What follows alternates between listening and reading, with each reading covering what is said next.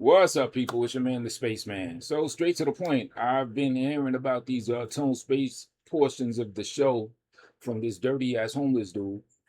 People been coming back, email, and then other homies sent a comment and everything, talking about that he's been calling me out for a fight, just talking all this fight related shit to me. I didn't perform when it was time and all this like irrelevant, stupid shit. So, just to get straight to the point, not to hold anybody off, all right, he's challenging me to a fight, I accept.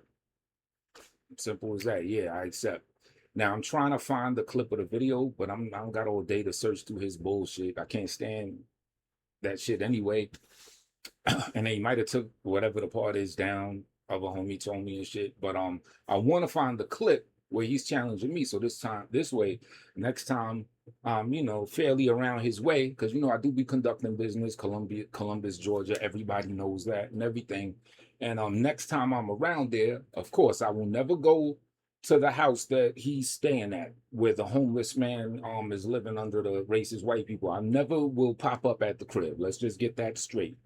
I'm on the same type of time I was before, but I think it'll be better for my own personal protection with these police ass niggas if I have the clip and the actual proof of him calling me out for some fight shit. Not to say when I'm next time I'm around the way doing business that I'm looking for niggas, I'm stalking niggas or anything. Just that if some shit do go down, then you know why did I have to do it? He asked for it, right? So that's what that's about. But anyway, so if anyone can find, if y'all can find me the clip, anybody watching can find me the clip, please send it my way or just link me tonespace2@gmail.com. You can email it to me or whatever. So that's what that is. I accept. Simple as that. And boy, oh boy. And the and of course, he's always gonna have tone space portions of the show. Still just got me all in his mouth and in his mentions and everything. And I do want to say this, and I said it so many times before, but we got new motherfuckers saying this stupid shit. Cause y'all cut out if you're somebody that's against the nigga, that don't like the nigga, and you beefing with them, little YouTube beef, whatever you call it. Could you please stop treating the three letters, the acronym of RGR, like it's a legitimate thing? Y'all sound like dorks, and I'm just keeping it a buck. I don't even mean any offense. I'm just being real with y'all. Don't mean any knock against y'all, but in that moment, anytime you acknowledge RGR as a real thing, you're acting like a dork, right? It's like you're giving credence. You're saying, "Oh, he actually has a faction that he's the head of." That's no, it's some corny ass dorks, bigger dorks than y'all, because they are dorks all the time. I'm just calling y'all dorks for the 3 seconds or whatever it takes for you to say that stupid shit. And outside of that, I mean y'all no offense, sincerely, right? But the people that you call the RGR are 24/7 dorks all day, every day. Niggas just nerdy ass, crazy looking niggas, crazy sounding niggas that type shit in the chat room. How is that a crew? And some niggas be fancying themselves from the streets. I'm talking about the niggas that's down with them too, claiming that they're street niggas, yet they talking some RGR shit, some chat room gang. Like what type of herb shit is that? Could y'all please stop that? I mean, I know I can't really say much about that sector shit because everyone loves claiming a set on the internet, claiming a sector. I'm in this sector, I'm in that sector. I think that's corny. I think that's corny as a motherfucker. I'm part of a YouTube sector. Like motherfuckers don't fit in anywhere. Like why do motherfuckers have a need? It is just some psychological need to feel like they belong somewhere. You know what I'm saying? Like, and I'm sure a lot of y'all are similar to me. You've been part of crews, you're in crews, you might have led crews. You probably really do have friends. So if you're one of these regular people in the world that aren't fucking dorks, why do you have to feel like you're part of a so-called sector? This shit is retarded. There's motherfuckers on the YouTube talking stupid shit. I'm not part of any herb ass nerdy internet chat gang. No, I'm not. I think that shit is corny. I think the shit's retarded. Right? So I had to get that out. Please stop with that RGR shit and don't say y'all niggas that the stupid ass sayings that he says. Please knock that off too. All you doing is giving a nigga props anytime that you say a phrase that he either invented or that he stole from someone from around his way. If you want to use the roast gods, go for it. I made that up. You know what I'm saying? I mean, unless you're against me, if you don't fuck with me, then you shouldn't be talking roast guards because you're just giving me props. But if you don't got a problem with me, have at it with the roast guards. Have at it with splaining. And there's a couple others that gay ass nigga be rocking with. Not that many, only a couple. You know what I'm saying? But that he took from me or whatever. But yeah, please cut that shit out. Meech and all that. Meech is some nigga that they said that just got out on prison that they say is a little suspect in the paperwork. I don't know. It ain't my business. That's what Meech is. You know what I'm saying? Like all that shit. Like and all the shits be corny too. Like most of the shits are stupid. Most of the shits are garbage. The bullshit he be making up, affixing juice to something, flip juice, that juice, that juice. It sounds stupid. Talking about somebody got too much forehead meat, like the shit sounds disgusting. Like how that nigga's mouth looks and how his grill looks, the words that come out his mouth sound disgusting. Who wants to think of someone's head as meat? Like they're, you know what I'm saying? Like it makes you think like you in a grocery store and you seeing some nasty ass swine or something. You talking about meat? What the fuck is you talking about? Titty meat? The nigga sounds disgusting. So please cut that shit out, all of y'all. Y'all niggas is down with him. I mean, if y'all snap out of that bullshit and you become real men and women, salute to you. But anybody else, please cut that shit out. But calling that RGR bullshit a thing and saying, "Oh yeah, I was attacking RGR," you sound just as dorky as the dorks that claim that shit. At least for that couple seconds that you say that phrase, at least, right? So knock the shit off, please. And then what else? Just my thoughts in general about this nigga still on some fighting shit. Now we know he's pussy. Maybe that's it. Maybe because he's been exposed so many times as being pussy, getting stepped to 2 times in a row. Step 2, having a nigga threatening his son, saying, "I will beat your ass again." Him being mum's the word, not speaking, standing there shook while the nigga's just dogging him out, screaming on him, right? Maybe he's just really fiending to try to, I don't know, get some feeling of justification. It ain't gonna come, dogs. You've been exposed as pussy. Especially the next encounter you saw with that guy, after you've been talking about you want to fight with him, and he was in your face and said, "You're claiming that you beat me. That's not true." And your answer was, "Nah, bro." You copped a plea to that. You are pussy. There's no shaking being pussy. Nothing at all can shake that, right? Yeah, one of the things like Jafar told me, said something about that gay ass Herb nigga that called me out or whatever, and then wanted to talk, that I went out and saw that day, that time or whatever, because I didn't do anything. He's trying to fault me, right? The gay ass nigga that he's talking about, he called me out. I was chilling. I was chilling.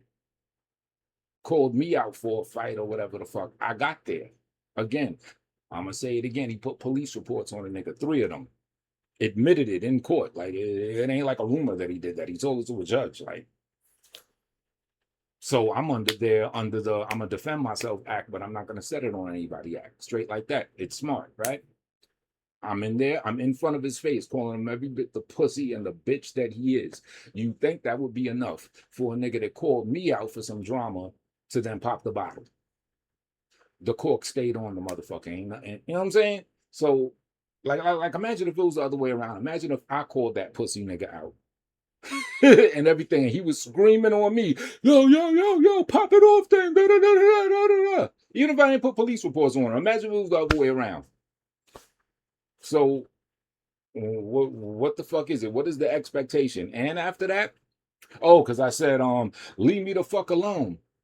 But you forget there's an addendum to that. I said either pop off, either pop a bottle, either do what you came to do, or leave me the fuck alone. It wasn't, I'm being harassed, leave me the fuck alone. It's like, yo, I'm heated with you. Either you're going to pop this shit off and we're going to get busy, or you're going to leave me the fuck alone.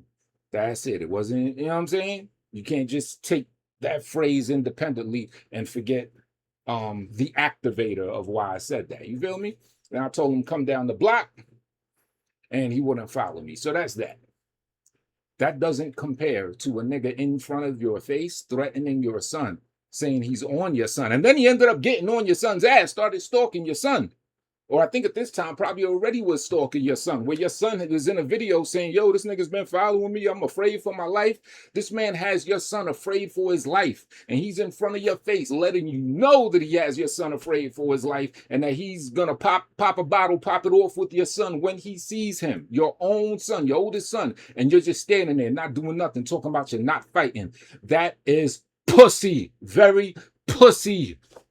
So there's nothing you could say about fighting or anything like that that's going to redeem you.